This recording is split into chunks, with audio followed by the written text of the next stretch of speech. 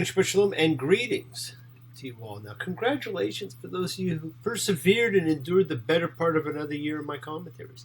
There's 53 weekly portions we go through every year, and we're in number 45. Just a handful more to go. Now, if you did not light a candle for Tish B'Av, the day of mourning for all negativity, do so now. It's never a bad idea to bring light to a dark day, and while we tend to celebrate the great days of the year and of our lives, it's nice to stop for a minute, celebrate and bring light to the souls of the world when dark days are remembered.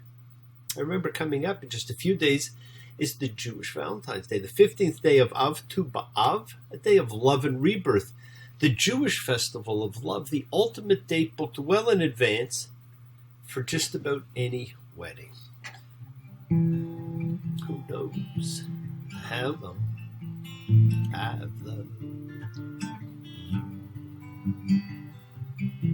You know I love you still. Will I wait a lonely lifetime? If you want me to, I will.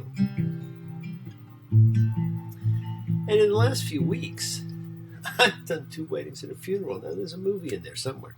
And that may be a sign that normal life is proceeding on its path and people are more able to gather. Albeit it's in smaller numbers, for the coming together of events of life continue, just as we as a group gather together in the collective consciousness of seekers who show faith and love, a community, a chavura, a fellowship, expressing our nature of kindness, compassion, thoughts, feelings, hopes, dreams, and wishes. Unites us all in this community house of spirit, Beth Ruach. Sharing, bringing light, keeping fear at bay. So once again, friends, go ahead and invite everybody you know, psychically, digitally, physically, emotionally, spiritually, to come gather and share from Psalm 133, the Hine Matov. Come together. Hine Matov. Shevet Achim Yav. Hine Matov. Shevet Achim Yav. How good and pleasant it is for brothers and sisters together. Community. Community. Community. Together. So let's all spread love, goodwill, and fellowship to the world. Remember, friends, it's your setting aside just a little bit of sacred time in your sacred space to honor and converse with whoever, whatever you happen to believe in, and we all believe in something. It's a part of your kavanah, your intention that you put out into the universe. It is your goodwill. Let's take some time now to send some of that goodwill, some light, some healing out to whoever you know that needs it. The world needs it. Healing and renewal for everyone. Floats through space, finding those in need. So send it out for those you know and for the souls and spirits of everybody you love. So think of whoever that needs healing and renewal and love, or just plain goodwill. Focus on them, call their names. It's not just for people. It's for our pets, for the earth. It is the healing of the world. The tikkun olam that's part of our spiritual genetic makeup. So let's send thoughts, energy for health and renewal for everybody.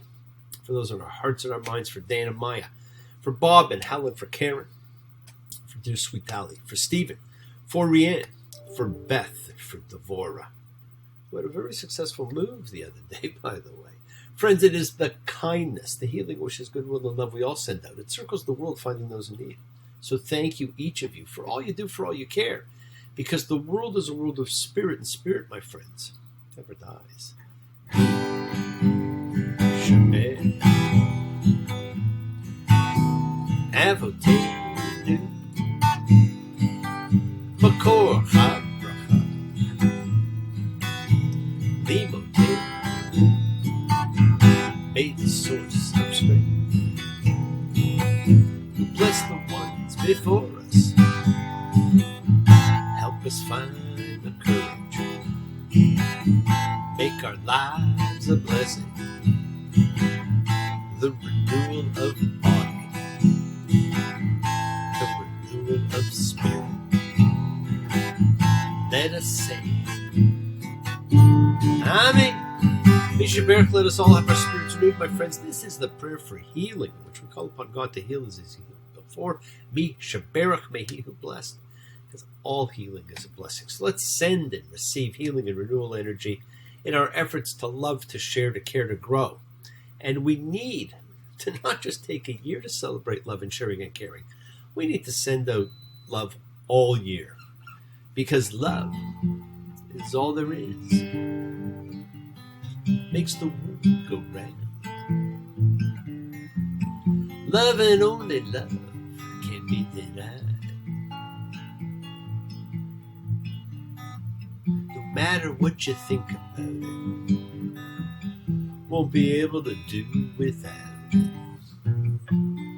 Take a tip from one who's tried. We all have to have love, my friends. It makes the world go round, so do not give up on love. Now we're in the second reading of the book of words, and this week begins with a request. Va'erchanan, and I pleaded. Now Moses pleads, and the last time this particular term was used was when we found out that Joseph pleaded with his brothers when thrown in the pit to die. Make no mistake, he would have died in that pit. And that tells you the brother's intention. Well, Moses pleads with God to be allowed into the promised land, but is told no. Now, how do you feel when you ask for something and are told no? Sometimes you understand.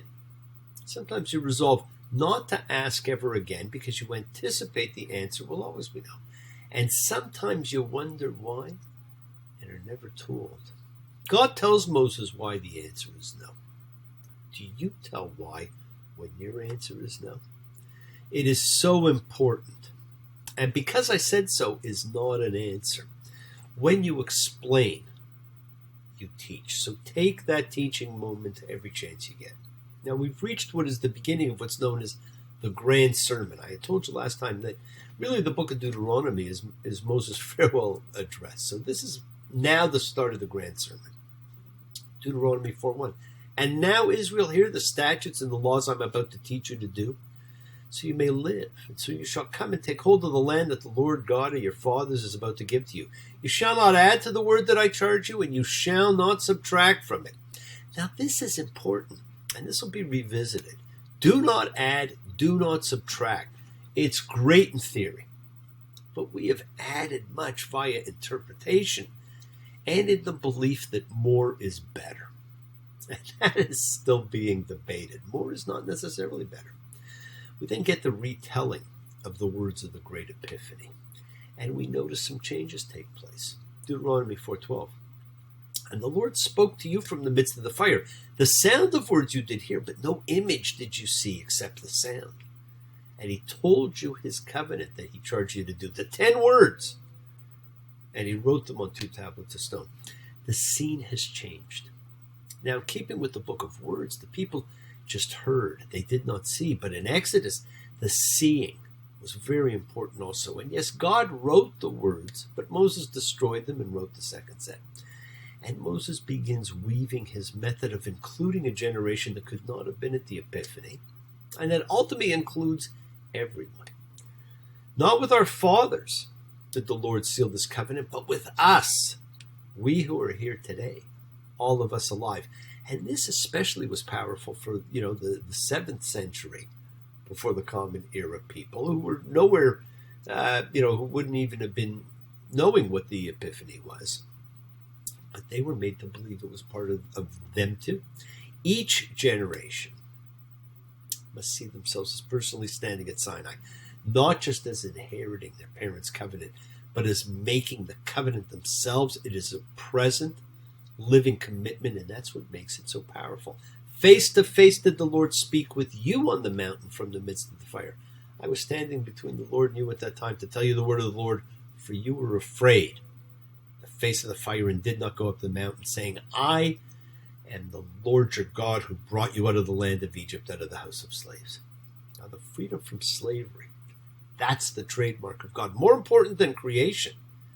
And then Moses, of course, repeats the list of the Great Epiphany. You shall have no other gods beside me. You shall make you no carved likeness, no image of what is in the heavens above, What's on the earth below, or what is in the waters beneath the earth. You shall not take the name of the Lord your God in vain, for the Lord will not acquit whoever takes his name in vain. Keep the Sabbath day to hallow it, as the Lord your God has charged you. Now, the Exodus version has remember, not keep. And that is probably the biggest difference. In Exodus, the Sabbath is explained as imitatio Dei. Just as God rested after the 6 days of creation, Israel is instructed to rest on the seventh day, the imitation of what God did. Here, there's other reasons included. And it's been suggested by some of the great scholars that when God states the commandment, as he does in Exodus, God identifies the Sabbath with the creation of the universe, sanctification of time. But when a human, Moses, states the commandment, as he does here, he identifies the Sabbath with history, with a divine action in human affairs. The Sabbath, therefore, comes to have both dimensions of space and time, cosmic and historical. And he continues, honor your father and your mother. You shall not murder. You shall not commit adultery. You shall not steal. You shall not bear vain witness against your fellow man. You shall not covet. Now, the other change you will notice is in the 9th. Vain witness instead of false witness. But it's the in-between explanatory sentences where really most of the changes will also occur. And friends, considered the most broken is the 7th, adultery. Except maybe for coveting, because that one, like, nobody knows whether it's taking place or not. And the reason is because it's the commandment that good people break. The temptation's extraordinary. The potential for hurt is substantial, and the potential for leading to other behavior, especially lying, is tremendous as well. So that's what history has shown us. We then get what's known as the Great Commandment, the great prayer for monotheism. Deuteronomy 6:4. Listen, Israel, the Lord is our God, the Lord is one. Shema Yisrael, Adonai Eloheinu, Adonai Echad. But of course, it doesn't say Adonai. The 4-letter name of God is actually written there, and that's what people would have said in biblical times, which means he who causes being. Right? So, and that has become the most important prayer of all.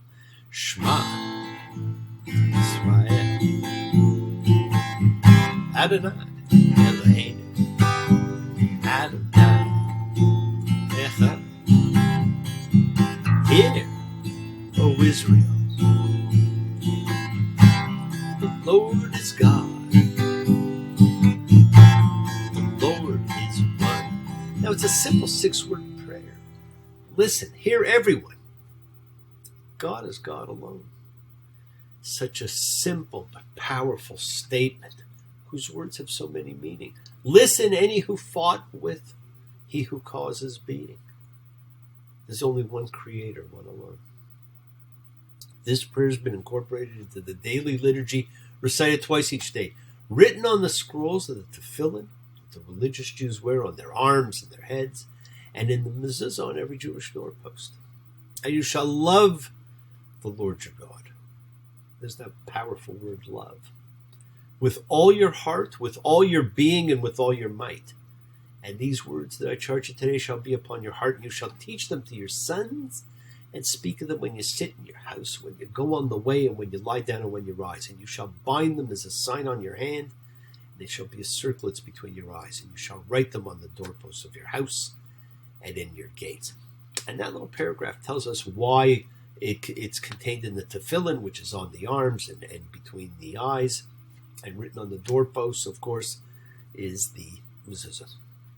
But look at the terms used. With all your heart. The heart is the essential organ. It's the seat of understanding in biblical physiology, but it's also associated with our feelings. With all your being. Now, the Hebrew nephesh means life, breath, or essential self. The traditional translation of soul, which is used in many recent versions, is misleading because it suggests this body-soul split, which would have been alien to biblical thinking. And with all your might, with every fiber and strength of your being, with all of you, my friends, with every beat of your heart, with every breath that you take, with every ounce of your strength. Yes, the world is sacred, so is everything in it. Express your gratitude, light a candle, make a wish, celebrate your life and the lives of those you love. Share your feelings with them. Live free, be free, honor your freedom, be well, be happy, be blessed. Share and honor the light and all who live in the light and continue to shine. Continue to send everybody you know goodwill and love. Pray for peace, freedom for everybody, an end to terror and hatred. Because remember, friends, we're a community. We learn together, we celebrate each other. We share this ride together, men and women equally. So let's send out love, not fear. Send out peace, harmony, goodwill, and healing to all who need it. And please do learn to forgive and learn to love. Open your hearts. Honor the relationships of your life. Tell those you love that you love them. Take advantage of the time you have and enjoy the journey, because we take the twists and turns and the patterns that weave through the fabric of our lives in our efforts to grow, to learn to be to love. So please do love. Now bless you all. Have a great week. A week of love and light, a week of peace, a week of miracles. Examine your intentions. Use them to imprint your will on the universe, because we set in motion everything that happens in our lives. Our Kavanaugh, our intention, our cause, our effect, everything is linked. As I've said, you always have time to forgive and to be forgiven. You have the knowledge of what's good and bad. So acknowledge what you've done wrong to yourself, to God, and any person you've wronged. Ask forgiveness. Do so with sincerity, accountability, and vulnerability. It's not just a Yom Kippur thing. It's a thing we can be doing all year. When you've done wrong, acknowledge it. Forgive those who've hurt you as you learn to be a forgiving and compassionate person, because the secret of forgiveness, compassion, and peace is in acceptance. Can you accept yourself, other people in the world just as they are? Can you accept life as it is without trying to control it? If you do, you can experience the peace that acceptance brings. So do not stop your journey. Do not stop moving towards your promised land. It's your home. Keep on dreaming, keep on being, keep sharing, keep shining, keep teaching. Keep spreading joy and goodwill. Do not follow fear, follow love, my friends, because it's always in front of you. And remember to have faith, an unwavering adherence to principle, just as I have faith in the principle of love in all of you. Act with purity of heart and mind. Despise none, defraud none, hate none. Cherish all. Honor every child of God, every creature of the earth. May all people know peace in this year. May you nurture kindness and love everywhere you go.